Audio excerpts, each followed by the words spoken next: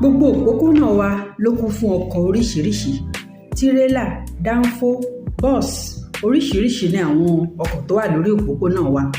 Gbogbo àwọn ọkọ̀ yìí ló ń lo bẹntiró tí a mọ̀ sí petrol tàbí dísù. Bíntín láàrin wọn díẹ̀ kékeré ló jẹ́ electric car.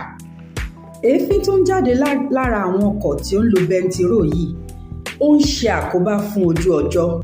Àkóbá tí èéfín yìí ń ṣe ó lè padà pa gbogbo ayé lára tí a ò bá ṣe nǹkan nípa rẹ̀. Ohun mẹ́ta la lè ṣe tí a bá fẹ́ dín àkóbá tí èéfín ara ọkọ̀ tí ó ń ṣe sí ojú ọjọ́. Àkọ́kọ́ ni pé tí ibi tí a bá ti ń lọ ò bá ti jìnnà jù, ẹ jẹ́ kí a fẹ́ ẹsẹ̀ wa rìn. Yàtọ̀ sí pé à ń dín àkóbá yìí kù fún ojú ọjọ́, àwa náà yóò jẹ́ ká lókun àti agbára tí a bá ti rìn. Ẹlẹ́ẹ̀kejì ni pé kò di dandan ká gbé ọkọ̀ sọ́nà. Àwa 5 lọ sówà ń bẹ̀, à ń lọ síbì kan náà. Kò di